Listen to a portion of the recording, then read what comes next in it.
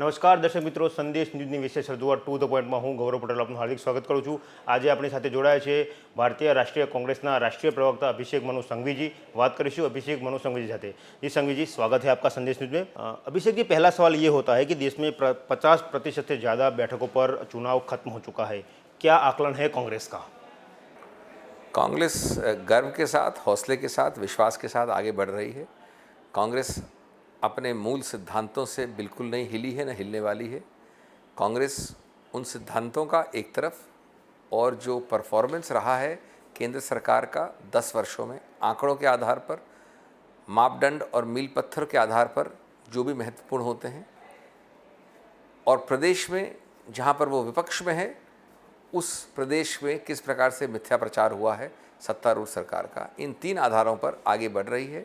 मैं आपको विश्वास दिलाना चाहता हूं कि कांग्रेस सफल रहेगी, बहुत अच्छा करेगी और अपेक्षा से तो कहीं कहीं अच्छा ज़्यादा करेगी, लेकिन उससे ज़्यादा ज़रूरी है कि वो एक ऐसे सिद्धांत पे वापस आएगी जो इस देश को जोड़कर, सबको साथ लेकर अपना भारत मान के आगे बढ़ता है, उस सिद्धांत पे आएगी वापस। अभिषेक जी, आप पेशे से वकील है और आम आदमी पार्टी ने प्रियंका गांधी के सामने शिकायत दर्ज करने की बात की थी। उनका अप्रोच था कि शिकायत हो। क्या कहना है इसके बारे में, आप किस तरह से देखते हैं? देखिए, आम आदमी पार्टी का पहली बात तो अखिल भारतीय स्तर पे कोई भी प्रेजेंस नहीं है सिवाय दिल्ली में। आम आदमी पार्टी पूरी तरह से एक्सपोज हो गई है और इस वक्त वो घबराहट और बौखलाहट के बीच में है। उन्होंने 1 महीने में 300 साढ़े 300 लोग खड़े करने का प्रयत्न किया है। वो खुद पार्टी अपने लोगों को जिनको खड़ा किया जानती नहीं है, उनका पूरा जीवन चरित्र नहीं जानती है, सिर्फ जल्दबाजी में खड़ा कर दिया है। आज कोई भी उनको एक रिस्पांस किसी भी एरिया से नहीं मिल रहा है और दिल्ली में ज़रूर उनका एक है प्रेजेंस, लेकिन दिल्ली में भी जो उनकी अपेक्षा के अनुसार सीटें हैं वो नहीं आने वाली हैं। इसलिए मैं समझता हूँ कि जो कुछ हो रहा है, जो कुछ आप सुन रहे हैं, वो उसी बौखलाहट और घबराहट का एक द्योतक है। इनको ज़्यादा सीरियसली नहीं लेना चाहिए, क्योंकि आजकल ही सिर्फ सनसनीखेज में लगे हैं, एक दुष्प्रचार में लगे हैं और एक अपशब्दों और अपमान की राजनीति में लगे हैं। दिल्ली में आपको सरकार से दूर रखा आम आदमी पार्टी ने, क्या? मैं मानता हूं कि दिल्ली में हमारा बहुत ही निराशाजनक परिणाम रहा और सच बोलूं तो हम नहीं अपेक्षा करते थे कि ऐसा रहेगा, लेकिन कहीं ना कहीं 15 साल की सत्तारूढ़ की एक जो प्रवृत्ति होती है वो मुश्किल होती है ओवरकम करना। मैं आज भी कहूँगा कि शीला दीक्षित यूपीए कांग्रेस सरकार ने जो 15 वर्ष में कर दिखाया दिल्ली में, मूल ढांचे के आधार पर, वो दिल्ली में पहले कभी नहीं हुआ है और कम से कम उसके बाद अभी तक 6 महीने में हमने नहीं देखा है। लेकिन कहीं ना कहीं अब ये होता है कि जब आप इनकम्बेंट होते हैं तो ये बातें लोग भूल जाते हैं, लेकिन अभी भी दिल्ली के लोग उस समय, उस स्वर्णिम एज के लिए वापस उत्सुक हैं। उनको वापस ध्यान आ रहा है कि जो दिल्ली में आज विकास बंद हो गया है, एक प्रकार से कुछ किया नहीं 50 दिन की सरकार ने और सिर्फ एक ड्रामाबाजी की, उसके बाद से लोगों को एक बहुत बड़ी लालसा हो गई है वापस उस सुशासन की जो शीला दीक्षित यूपीए कांग्रेस सरकार ने दी। आप राजस्थान से बिलोंग करते हैं। राजस्थान में आपके मुख्यमंत्री ने बहुत अच्छा काम किया था, ऐसा आपका कांग्रेस का दावा है। फिर भी वहाँ पे बहुत बुरी तरह से हार हुई कांग्रेस पार्टी। राजस्थान में हमें अत्यंत अचरज हुआ, लेकिन बहुत दुख भी है, बहुत निराशा भी है। और मैं इतना कह सकता हूँ, सच्चाई में बोलूँ तो, कि हम हर तहसील से लेके पार्टी को मजबूत करने में लगे हुए हैं, एकजुट है राजस्थान में। समय लग सकता है कुछ, लेकिन राजस्थान में हमेशा असेंबली इलेक्शन के आधार पर प्रोजेक्शन देना संसद के चुनाव में गलत है। गुजरात में थोड़े दिनों बाद चुनाव होने वाले हैं 26 सीटों पे, क्या मानना है कितनी सीटें हासिल करेगी गुजरात में कांग्रेस? देखिए, सीटों का मैं कोई भविष्यवाणी नहीं कर सकता, मैं कोई एस्ट्रोलॉजर या सूटसेयर नहीं हूँ, लेकिन कांग्रेस बढ़त की तरफ है गुजरात में। बहुत सारे क्लेम्स मोदी और मोदी सरकार के झूठ पाए गए हैं, मिथ्या प्रचार पकड़ा जा रहा है, तो लोगों को इस बात का आज एक आभास हो गया है कि इसमें एक हाइप, एक गुब्बारा, एक मार्केटिंग कहीं ज़्यादा है और सच्चाई कहीं कम है। इसलिए मैं एकदम बिल्कुल निराश नहीं हूँ, मैं बहुत हौसले के साथ कह रहा हूँ कि हम बहुत अच्छा करेंगे। वही मॉडल को लेके मोदी पूरे देश में प्रचार कर रहे हैं, तो कांग्रेस क्यों उस मॉडल को तोड़ नहीं पाती? देखिए, देश प्रचार तो उन्होंने यही मॉडल कई बार कर दिया। 2004 में भी शुरू किया था इस तरह का, लेकिन 2009 में तो पूरा ऐसा ही मॉडल का प्रचार था। तो हम जीते ही हैं, हम 2 चुनाव आपके सामने जीते हैं।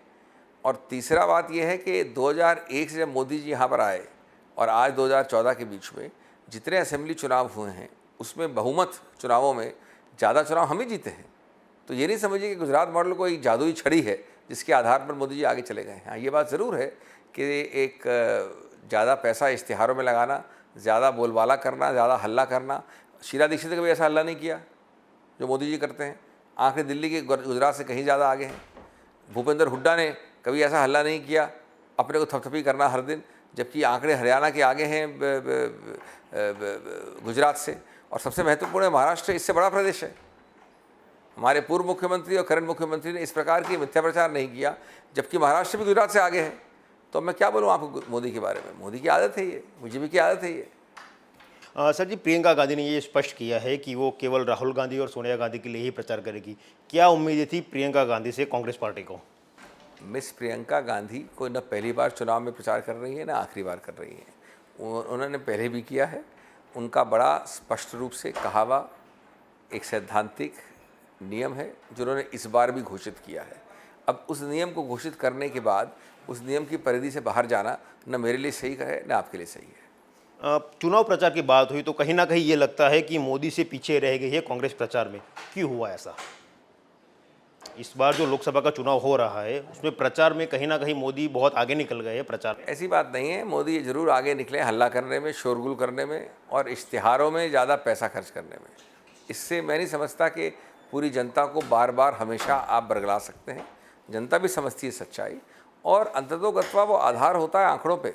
कितना भी आप अगर मिथ्या प्रचार कर दें, ये बात ज़रूर है कि शायद कुछ हद तक क्रोनी कैपिटलिज्म का आधार समझ लीजिए, पैसे का आधार समझ लीजिए, वो ज़्यादा है बीजेपी के पास। कांग्रेस का शुरू से ये नियम रहा है कि वो किसी भी पार्टी के व्यक्ति पर व्यक्तिगत हमला नहीं करती। फिर क्यों राहुल गांधी को मोदी को निशाने पे लड़ा पड़ा, उनकी पत्नी को लेकर बयानबाजी करनी पड़ी? आपने अच्छा प्रश्न पूछा, क्योंकि मैं स्पष्ट कर दूं वापस। ये बिल्कुल मिथ्या प्रचार है कि कांग्रेस ने पहले या आज कभी भी कोई निजी मामला उठाया है मोदी के विषय में। मैं आपके सामने कैमरे में स्पष्ट कर रहा हूँ, कांग्रेस को कोई इंटरेस्ट नहीं है उनके निजी जीवन से, हमें कोई इंटरेस्ट नहीं है उनके परिवार से। हमने एक सैद्धांतिक कानूनी मुद्दा उठाया है, जिस मुद्दे के आधार पर आप डिस्क्वालीफाई हो सकते हो, निष्कासित हो सकते हो, जो कानूनी रूप से इल्लीगल है। तो हमने ये कहा है कि ये मुद्दा हम ले सकते हैं परिवार के बारे में, हम ले सकते हैं बहन बेटी के बारे में, हम ले सकते हैं गाड़ी के बारे में, हम ले सकते हैं घर के बारे में, हम ले सकते हैं म्यूजिक सिस्टम के बारे में। ये मुद्दा सिर्फ सरल है कि क्या आपने छुपाया है या मिसरिप्रेजेंट किया है, डिस्टॉर्ट किया है आपका फॉर्म। ये कानूनी मुद्दा है, चुनाव आयोग निर्णित करेगी। इसमें निजी क्या बात है? हमको कोई मतलब नहीं उनके निजी मामले से। लेकिन आप राहुल ये समझते हैं कि अगर वो मिसडिक्लेरेशन करेंगे और उसको उठाएंगे नहीं तो गलत बात है। लेकिन राहुल गांधी बीजेपी हमेशा विश्वास करती है निजी मामले उठाने में। लेकिन राहुल गांधी जब प्रचार सभा करते थे तो कभी मोदी का नाम नहीं लेते थे, लेकिन पिछली कुछ सभाएं देखी जाए तो उन्होंने मोदी का नाम लेके उनके पत्नी के बारे में खुल के बोलना शुरू कर दिया। नहीं तो मोदी तो हर दिन हमको गाली दें, अपशब्दों का प्रयोग करें, बाकी चीज़ें कहें, वर्गों को, कम्युनिटीज़ को कहें और हम उनका नाम भी न लें, ये कहाँ की राजनीति है? और मैंने बता दिया आपको कि जो नाम लिया गया है वो एक मिस डिक्लेरेशन ऑफ एफिडेविट पे लिया गया, उनके निजी जीवन पे बिल्कुल हमें कोई सरोकार नहीं है। मैं आपके समक्ष बोल रहा हूँ बड़ा स्पष्ट। लोगों का मानना है कि कांग्रेस को हराना मुश्किल है, लेकिन जो गुटबाजी कांग्रेस में ज़्यादातर देखी जाती है उसकी वजह से कांग्रेस हारती है। क्या मानना है एज अ प्रवक्ता आपका? यही कांग्रेस 2004 से 2014 तक चुनाव जीती है राष्ट्रीय स्तर पे।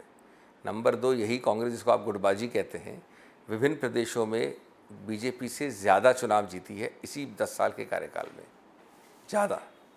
तो गुटबाजी नहीं है। आप ये ज़रूर कह सकते हैं कि हम यहाँ हार गए गुजरात में, तो आरोप लग जाता है गुटबाजी का। हारने वाले को ये तकलीफ़ होती है ज़रूर, लेकिन गुटबाजी नहीं है। हम पूरी, अगर इस देश में, इस प्रदेश में कोई खड़ा है इस मोदी की तानाशाही के विरुद्ध, तो कांग्रेस खड़ी है। अब ये अलग बात है कि हम चुनाव हार गए हैं, लेकिन ये नहीं समझिए कि हम एकजुट नहीं हैं। सर, एक आखिरी सवाल, गुजरात में चुनाव होने वाले हैं, क्यों गुजरात की जनता को कांग्रेस के उम्मीदवारों को वोट देना चाहिए? भारत के एक राजनीतिक इतिहास में और कांग्रेस के 130 वर्ष के इतिहास में कोई पार्टी नहीं, और जो संबंध रहा है कांग्रेस का गुजरात से, गुजरात का कांग्रेस से, गांधी जी के समय से, उसके आधार पर अगर आपको इंक्लूसिव सरकार चाहिए, वास्तव में धर्मनिरपेक्ष सरकार चाहिए, और हमारे पूर्व मुख्यमंत्री, हमारे जो 20 साल 81 से लेकर 2001 तक जो ग्रोथ रेट दी है गुजरात को, मोदी से डबल या 1.5 गुना। तो ये तीनों आधार हैं, विकास एक तरफ, गैर सांप्रदायिकता दूसरी तरफ, इंक्लूजन तीसरी तरफ। इन तीनों आधार पर सर वोट हमें ही मिलना चाहिए। शुक्रिया सर, संदेश न्यूज़ की बात करने के लिए। Thank you.